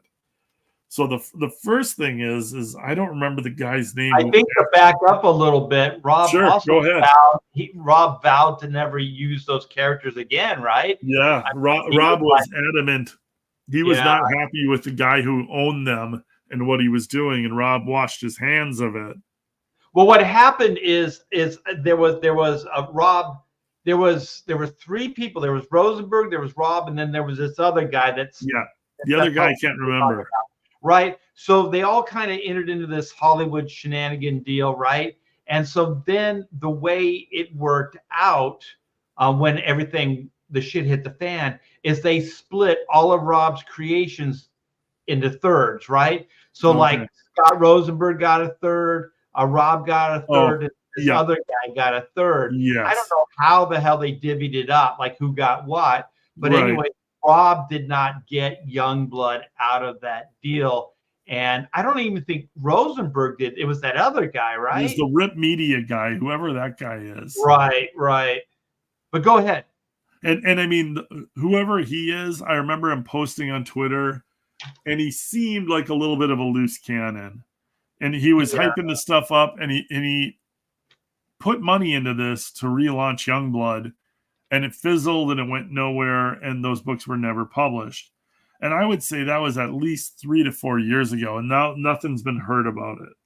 Right. Now Rosenberg, he's made movies. He's developed movies from comic books. He ran Platinum. He's the Men in Black guy. Men in Black, Cowboys and Aliens. Yeah. So whatever you think about those movies, obviously Men in Black is a huge hit. Cowboys and Aliens, you got your movie made, and it was okay.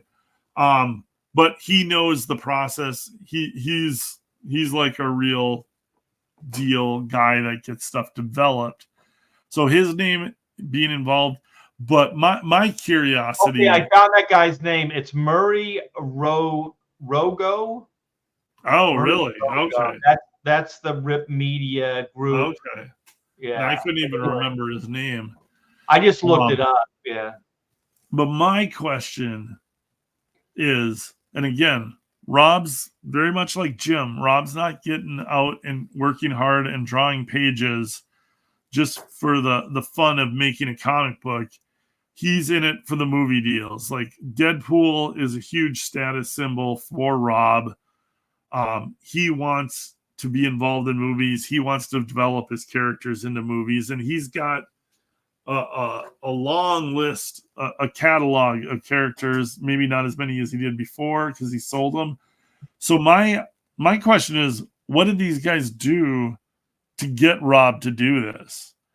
Because I don't know if they sold some of the rights back to him. They give him I gotta imagine that they give him a legitimate piece of the rights, maybe not the entire rights, but enough of a legitimate piece of the rights so that if Rob comes back, does these comics, gets people all excited, shows the studios, because that's the thing is getting these studios interested in developing these into movies, and having Deadpool in your back pocket that you created will get studios will be interested.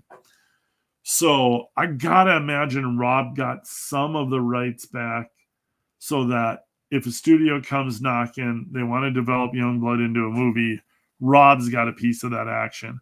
I can't imagine him coming back to this without having a piece of any kind of movie option, a piece of anything that turns into a movie. He's got to have a piece of it. I don't know why else Rob would come back other than that.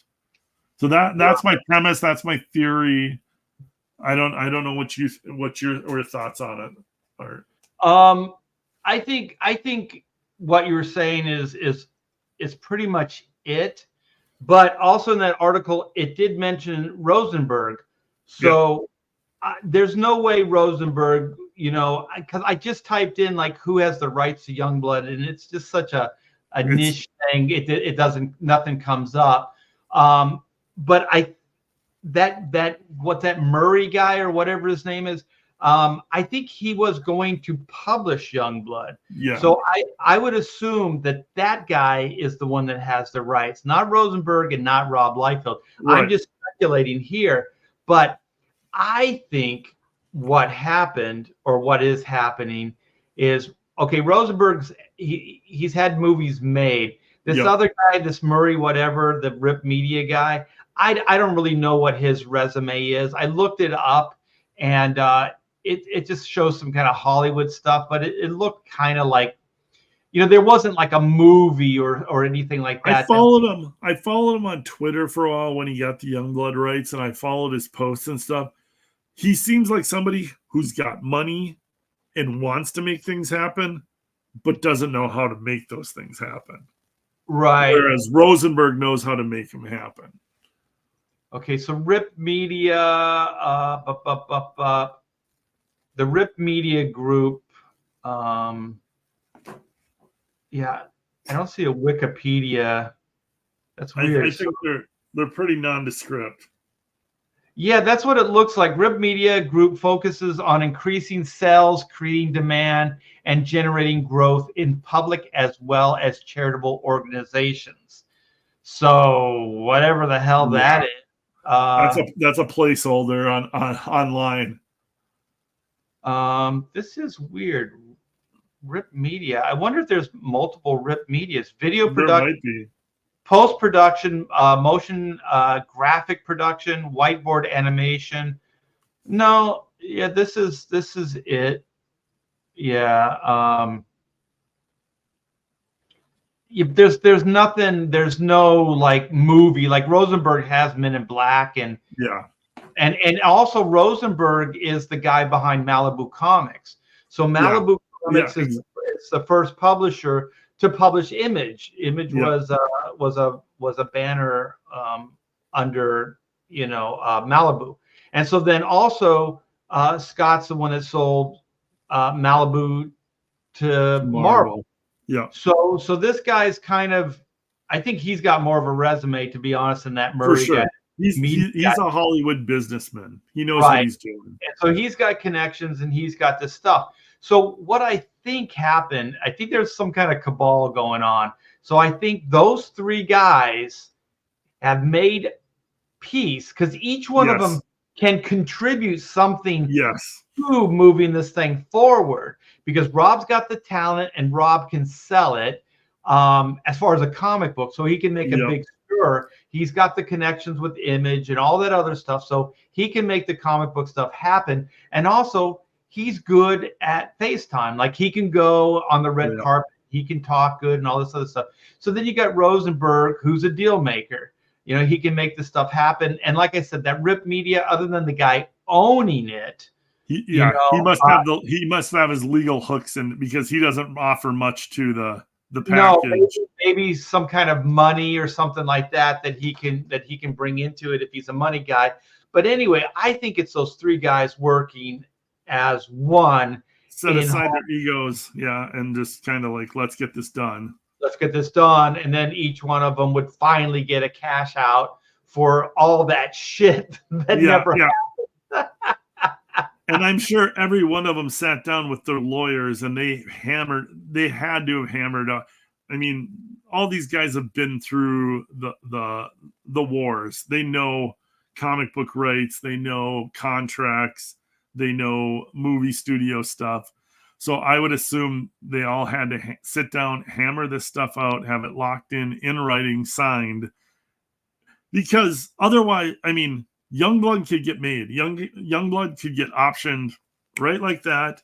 You throw Rob's name out there. You show the success of Deadpool for 3 movies. You show Rob created these characters. A Hollywood studio, Netflix, whoever is going to jump at this.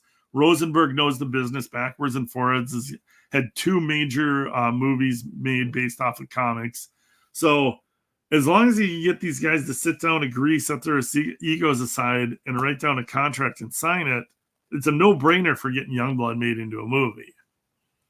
Yeah, because the thing is, too, like you know as well as I do, all dreams do not die easy. So yes. these are 3 unfulfilled individuals. Yes. Something to freaking prove, right? Oh, like yeah. each one of them have like a piece of the pie. So yes. if one of them's going to succeed, then they all can succeed. So those days of screwing each other out of this, that, the other thing, you know, I think they've all matured and they all realize that if this is going to happen, we got to do it now and we got to cooperate. So that's my take on your observation. Is just that these guys are going to be the 3 amigos and they're going to go in. And if you think about it, they have considerable power. You know? Yeah, absolutely.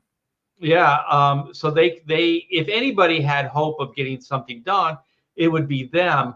The thing is that Youngblood script, I think Youngblood is, if they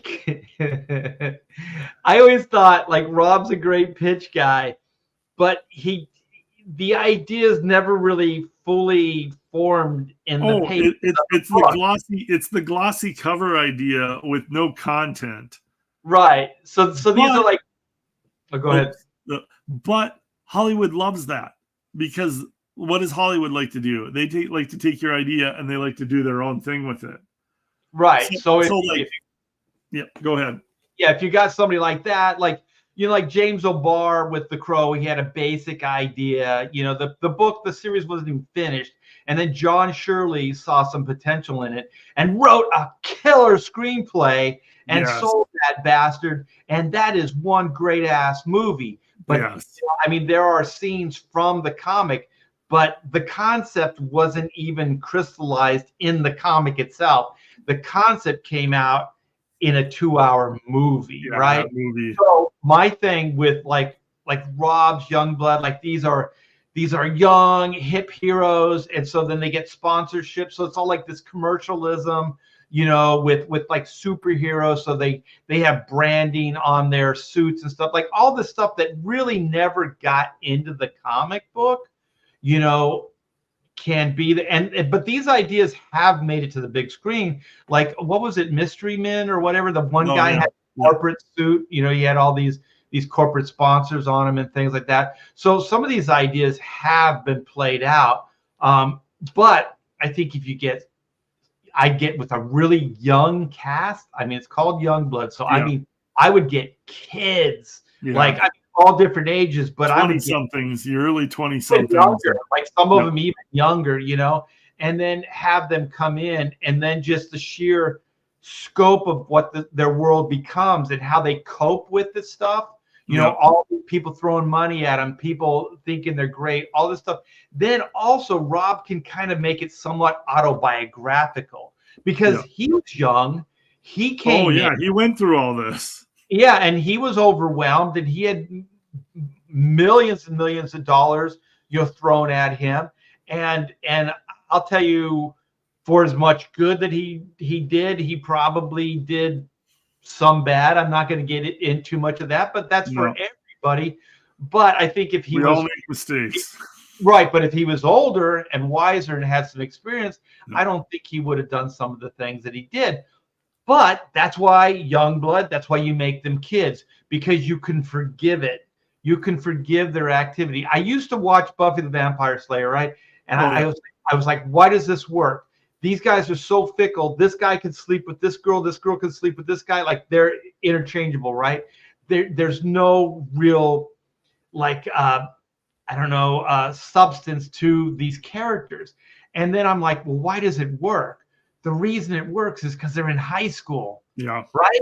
These aren't like 30-somethings. These are like kids. So they're going to jump from this guy to this guy, that girl to that girl, you know, all that stuff. And even when they got into college, you can still play that out to a certain extent. But as soon as these characters become a little bit mature, you can't play that because you're not going to forgive that kind of activity. It's no longer going to be fun because you're going to think like, this is pretty pathetic. This is sad. You know what I mean? But when they're young, you can get away with it. So I would definitely play up the Youngblood aspect. The Youngblood aspect of it, yeah. Right. But that's stuff that's not in the comic book necessarily. So if Rob is going to retool it, and somewhat this will be the template for the movies moving forward, now we got a different conversation, right? Now it's like, is he going to be, is he the wiser guy? Is he going to be able to write, you know, a comic book that has those themes, but he's able to play those out in a satisfactory way where it resonates and connects? You know what I mean? It feels legit. And I love you, Rob, but I'm just not sure that you're the guy that's going to be able to bring that nuance to the work. What you do is fantastic, but these ideas that I think are in your initial mission statement, your pitch, you know, we'll see. We'll see if you're, you know, able to pull this off. I hope you are, because I would love to see a freaking, can you imagine seeing a Youngblood movie? Well, and like, I'll even argue this against you a little bit, Art, is I don't think it'll matter what Rob writes. I think it'll matter, bring the book out, get it hyped. They'll make sure that it sells big numbers so studios see it. But here's the biggest thing. Here's the only thing that matters, and this is what studios will look at.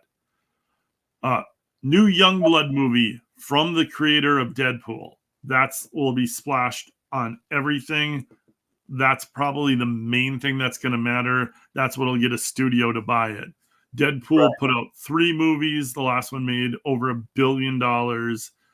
They're going to have a superhero movie with Rob Liefeld, the creator of Deadpool. They splash that on everything. I think whatever they develop Youngblood into the movie probably will have little to do with whatever Rob writes. Rob's hyping it up now so that when the book comes out, it'll sell really probably good numbers, because I'm going to buy it. I'm excited to see what Rob does. I think Rob's probably juiced for the energy, and he'll come up with something fun. Rob always does come up with something fun when he's excited about a project. And knowing that he can get this turned into a movie will give him the energy and excitement, just like it's given Jim the energy and excitement with Batman. So who knows what Rob's going to come up with? I hope it's cool. It probably won't matter because Hollywood always takes these things and does what they want with it anyways, like we just talked about earlier. But I think the main thing is Youngblood by the creator of Deadpool, and any studio can run with that, and then hopefully they turn it into something. There is no superhero fatigue. It's just fatigue for badly written movies. I think as long as these guys can get along, as long as everything's already in contract, written and signed, Rob's working on this now probably. It'll probably have 6 inkers on it, and it'll come out who knows when. But they're probably already trying to option that. Rob's probably already got 5 or 6 pages done. Oh, yeah. He's showing to studios right now. They'll probably try to have this option before it even comes out in print. Oh yeah, yeah. Let me get this, and then I'm going to come back because I got some takes on what you just said.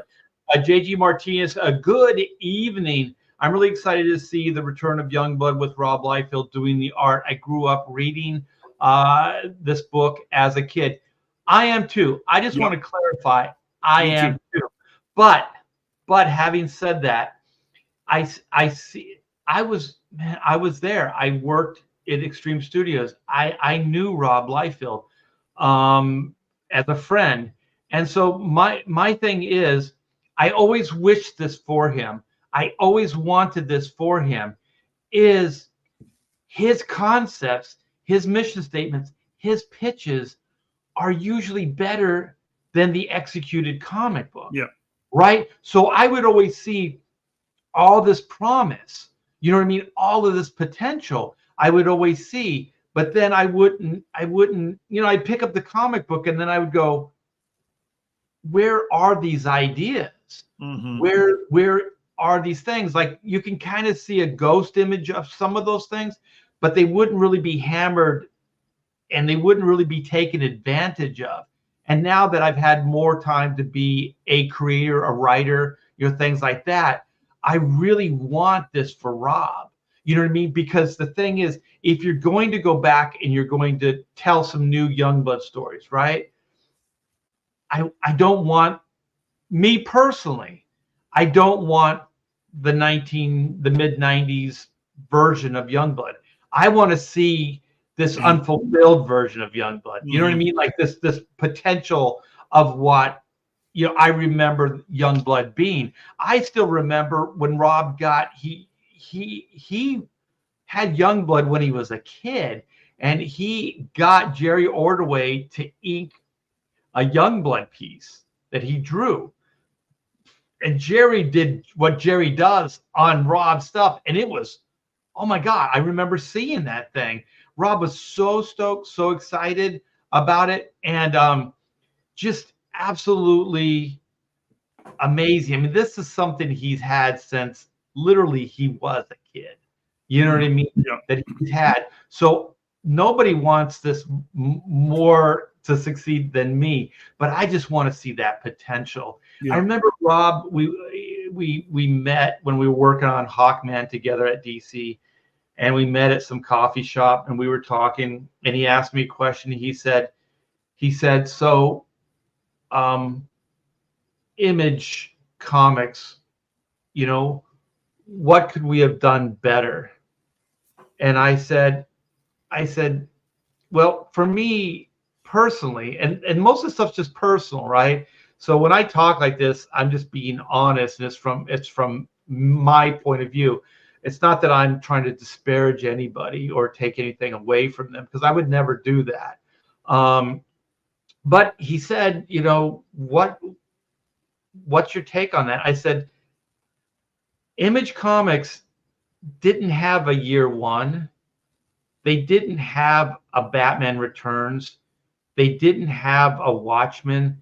Like, there was no real definitive book or story, right? There were kind of like these movements. Like Spawn is probably the most, the concept that had the most integrity, I guess. You know, it kind of had a story. It had a story, and then it was able to execute that story. So you understood this guy's life, his family, all those things, you know. And then early on, Todd started working with a writer, you know, so he was able to translate his ideas through this guy, and then they were able to flesh them out better. And then you got a Greg Capullo, an artist of substance, and then all of a sudden, this book started really seeming like something. You know what I mean? I don't know how to put it. Like it was like the characters were real. It was tangible. It was all of these things.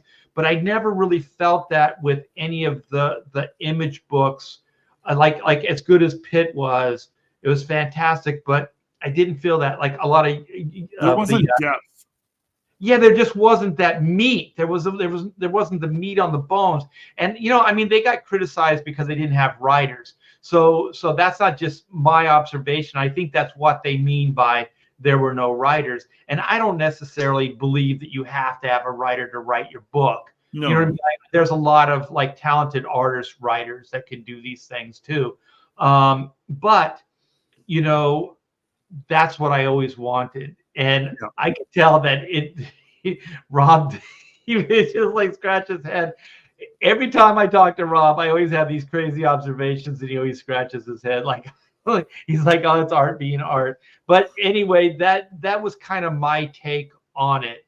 Was just that there wasn't like there was a bunch of money, there was a huge amount of success, there was talent out the ass, but there isn't that one story arc that you really go, "Oh, this is it." There isn't a Bane storyline. There isn't like, like any of these like, Venom, Spider-Man, or any of these type of things that really took place there. Like Wildcats, you could tell it was a cash grab. Cyber Force was a cash grab. Like a lot of these things just kind of felt like they were exactly what they were. They were like, like this is a version of the X-Men. Version of the X-Men. That Cybertron and Wildcats were just, this is a version of the X-Men. Yeah, Cyber Force. Force, yeah. Yeah. And so the frog was something else. Whoops. I do that all the time, though. So anyway, my honesty gets me into too much trouble because just a funny story on that, is that Dan Frega had Bloodstrike, right?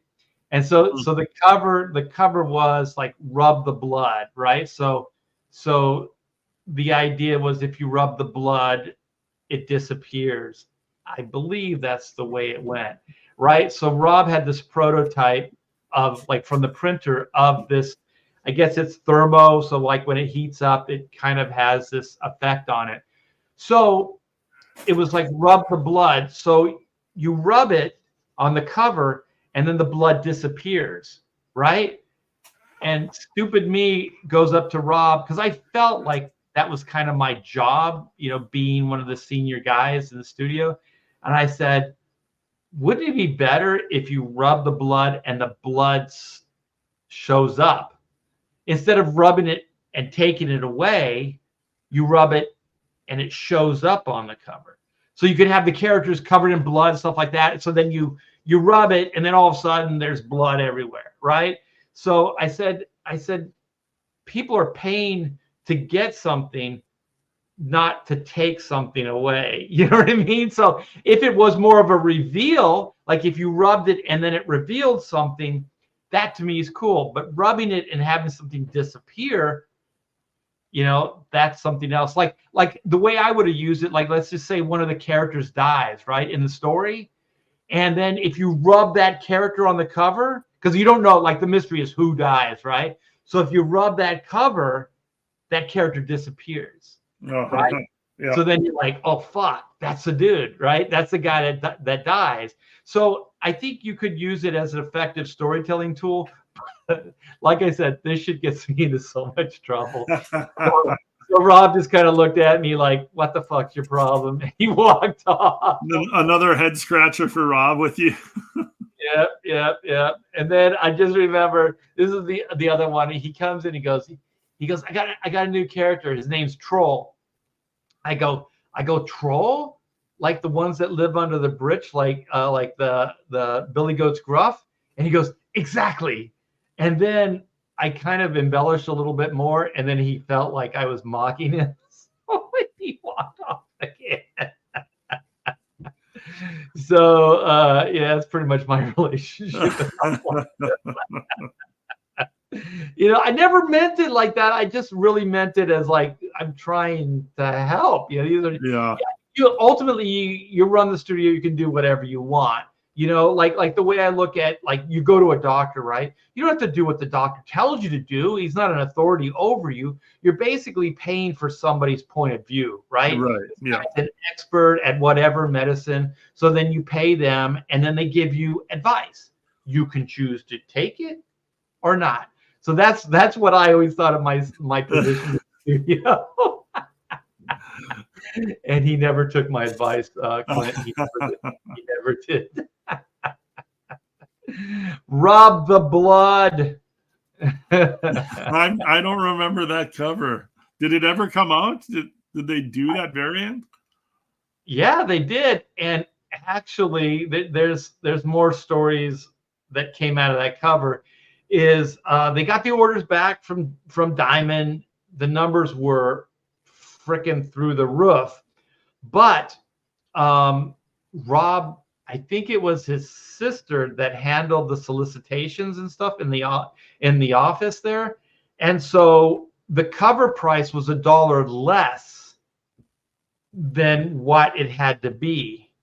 Oh, it was something like that. yeah. So then they had to sell it at $1 less than they needed to make a profit on the cover because of the gimmick. So there was some kind of pricing thing. I know Dan would probably know this. Dan Fraga would know this better than I do. But because I kind of stayed out of that stuff, I just kind of did my job. That'll bite you in the ass though when you're not covering your costs of printing. Yeah, and if you remember back then in the 90s, usually if there was a specialty cover, it was $1 more a book. Oh yeah, for sure. Yeah, they would do those specialty variants or the holographic things or the lenticular stuff. They didn't quite have lenticular back then, but the holographic stuff I remember. Yeah, it'd be more expensive for sure. Yeah, JG says, I still have my Blood Strike cover. Cool. If anybody could let me know if you rub it and it disappears. Because if you rub it and it appears, then guess what? He used my idea. I love to think that all those chemicals are still working in the comic book cover still to this day. I wonder if they still do. So Danky Frankie, check is in the mail. Rob should have listened to Art. Yeah, everybody should listen to me. Yeah, but nobody does. So that would be too. Well, thanks, Clint. Checks in the mail.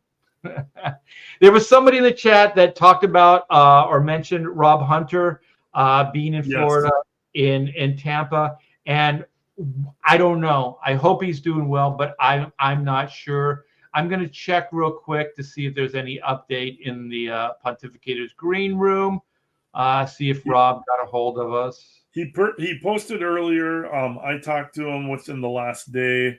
He was prepped for the flood. Had all the stuff done that he needs to do.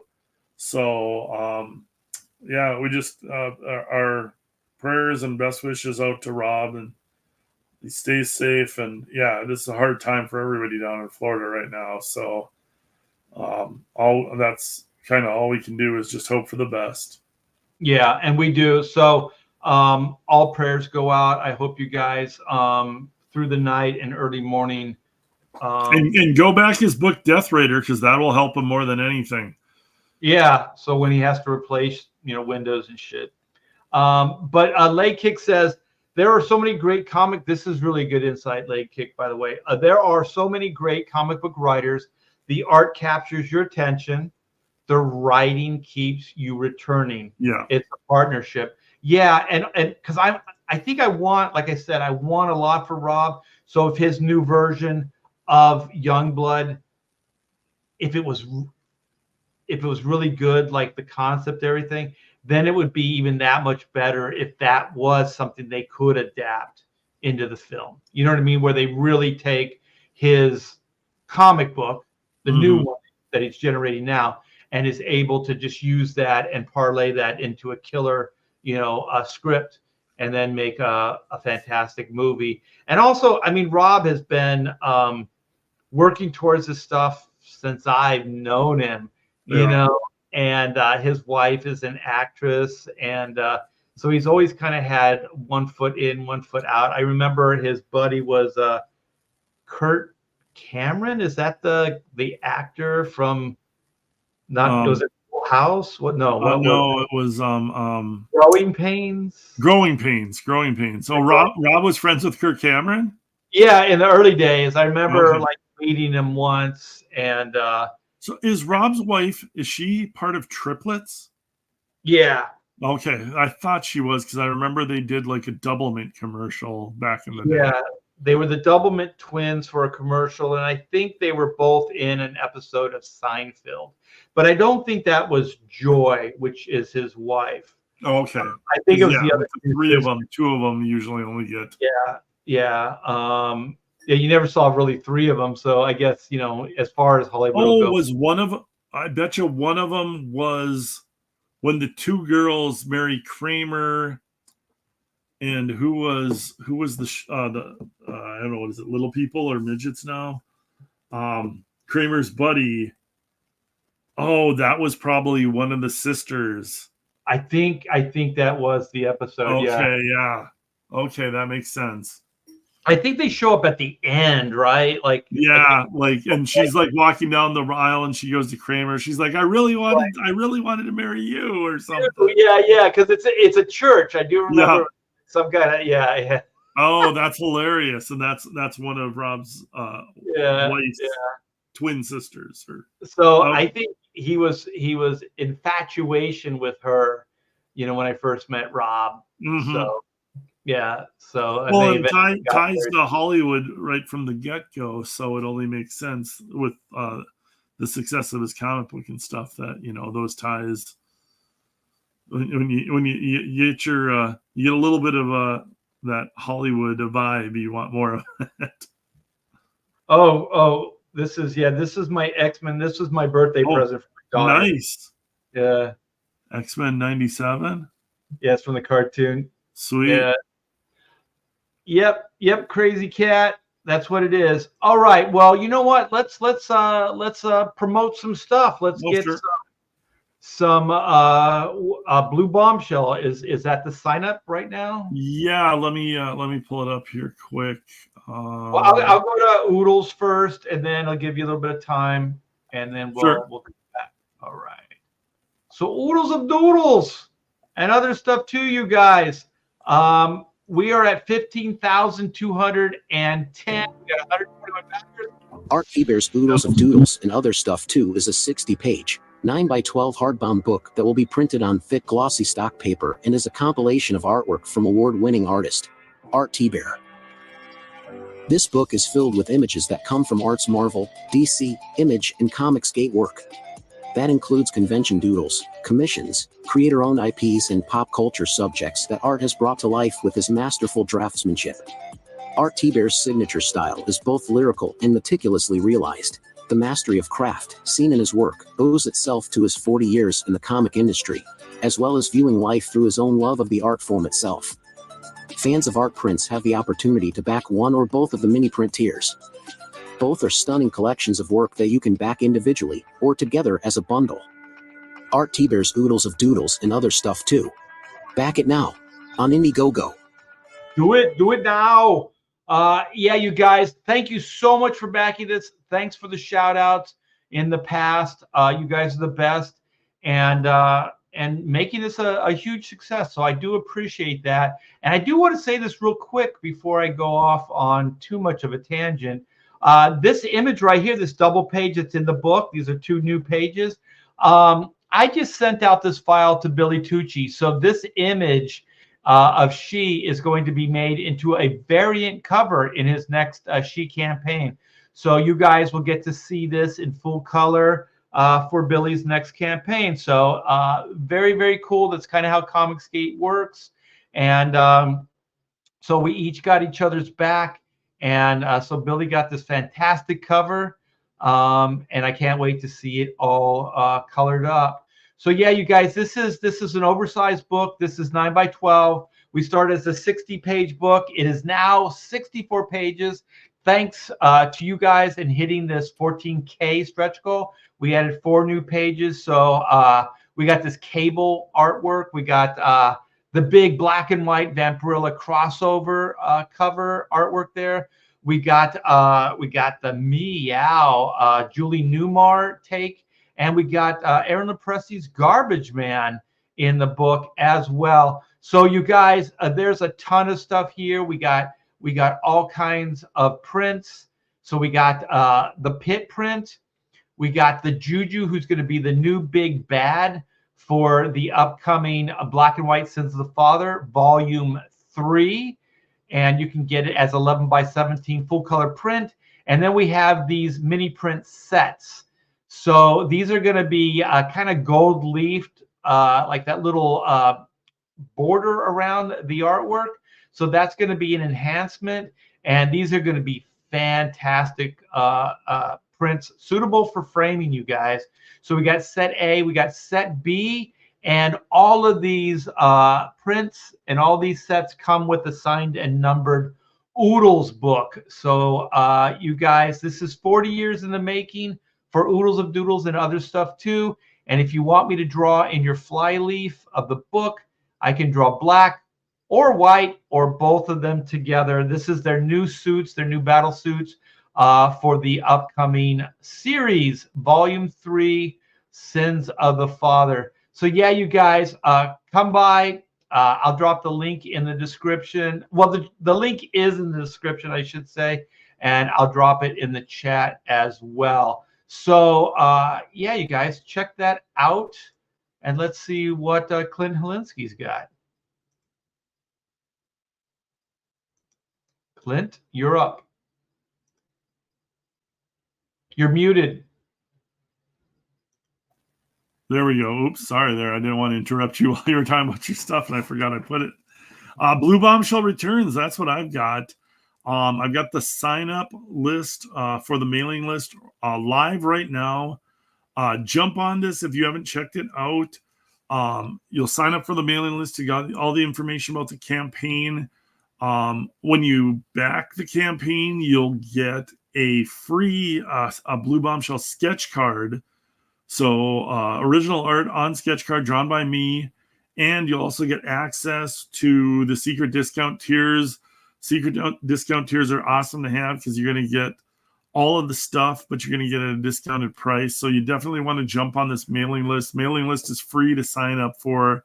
So if you guys haven't signed up for it yet, jump on there, sign up for it now. Gets you all the information about the campaign. I am going to be launching this campaign October 18th. So that is a week from this Friday. So if you're interested in this book, sign up for that mailing list now. It's not going to be very long before this campaign launches. And you want to get those extras. You want to get that free sketch card. You want to get access to those secret discount tiers. And yeah, we're going to be launching October 18th, less than 2 weeks from today. So definitely jump on that now. I'll scroll through the page here real quick. But it's going to be a fun campaign. I've just finished up all the variant covers. So I'm going to be posting those so everybody can see everything. Blue Bombshell is what I describe as a superhero sex comedy. It is a lot of action, a lot of adventure, a lot of superheroes, a lot of hot babes, some adult content, adult language, and nudity. So you just never know what's going to happen in one of these superhero battles with the Blue Bombshell. So you want to check this out. I got some art from earlier issues, and I'll just play the little video here. Yeah, I was going to say, play the video. Yeah, go full screen too. You bet.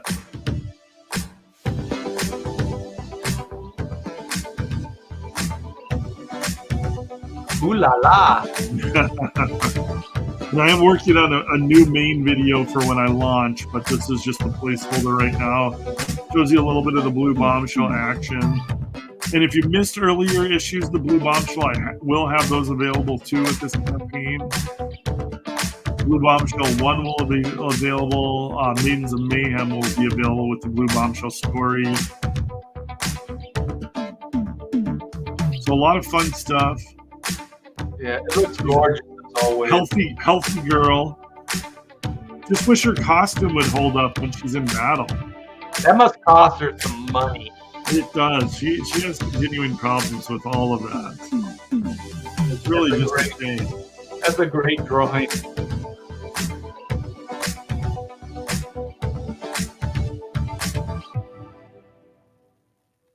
So I was kind of like, get the idea across.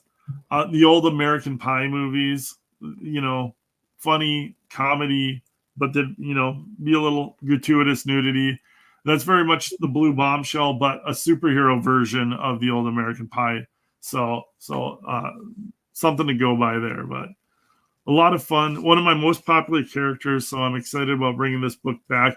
All new content, all new stories. Facing off against her arch enemies, Thundercock and Super Tits. So, and if you missed out on their origin stories, those books will be available in this campaign also. So, a lot of stuff to go by. Going to be a fun campaign, fun stories, a lot of great new art that I'm working on. Also, with this campaign, I'm going to have the original art for all the variant covers available in the campaign that you can buy as a reward tier. It'll include all of the variants and all the trading cards and prints and all the extras. So a lot of fun stuff to check out and look forward to. All right, you guys, click this link right here. It doesn't cost you anything to sign up. So go sign up for Blue Bombshell tonight. Do it now, actually. It doesn't take that long. And like Clint said, there's freebies. There's always freebies. So there's a trading card there that with the backing, you will get absolutely free. So always fun. Clint always delivers. His campaigns are always just chock filled with sexiness and funniness and all other kinds of stuff. So absolutely, go sign up for that. Bitten by a radioactive cock. That is actually exactly Thundercock's origin story. He was a scientist. There was a radioactive rooster from a supervillains he had tested on animals, and when he was carrying the rooster, Blue Bombshell made fun of his cock, his rooster, and then the rooster bit him and gave him the radioactive powers of a cock. So he named himself Thundercock. So he wakes up everybody with a cock-a-doodle-doo every morning. Exactly. Yeah. So he wakes up with it's high concept. It's a high concept stuff. That's what I strive for. It's very artsy, very elitist.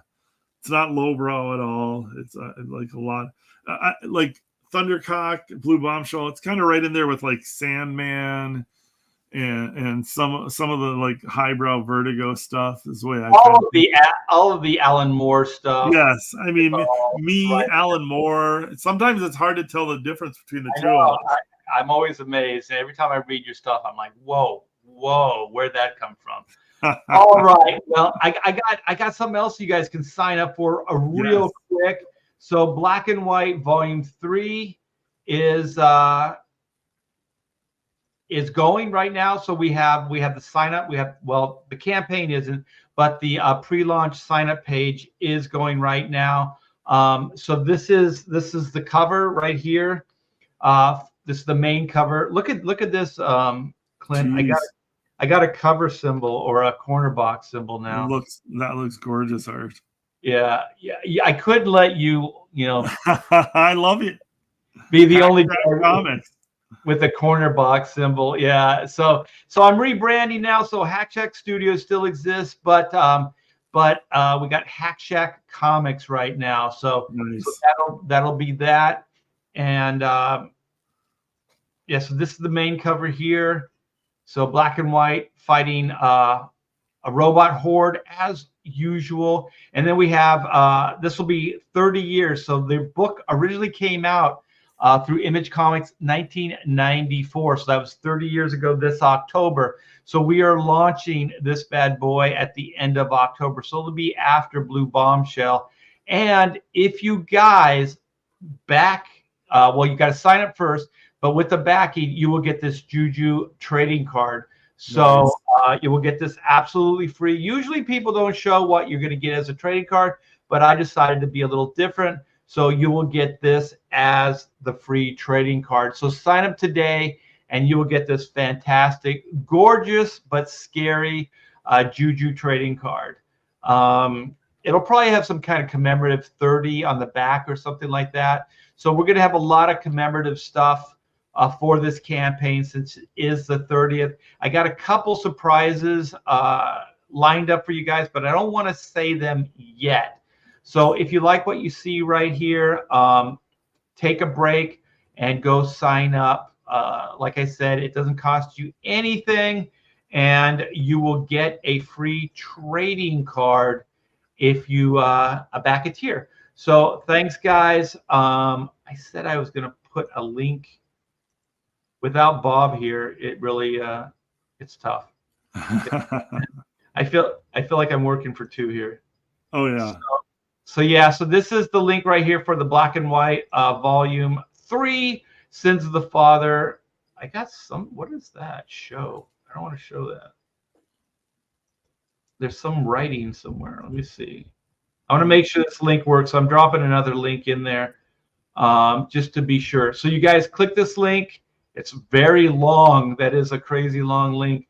But don't let that scare you. Click it, and it will take you to that pre-launch sign-up page. Sign up today for Black and White Volume 3, Sins of the Father, and Blue Bombshell. Is this the second Blue Bombshell? Yep, this will be the second Blue Bombshell. If you missed the first one, it will be available in this campaign.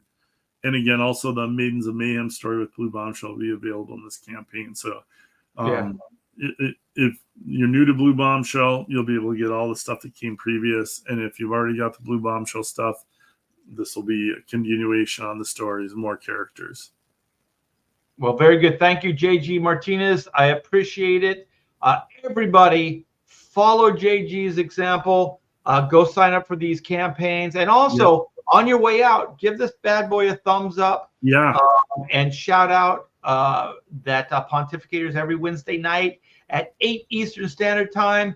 And always a good time hanging out with you guys. Thank you so much. Thank you, Crazy Cat, for the super chat. I do appreciate that. Thank you, Clint, for coming in and bringing that fantastic news to us. You had some great insight as always, and we'll see you guys next week. Take care.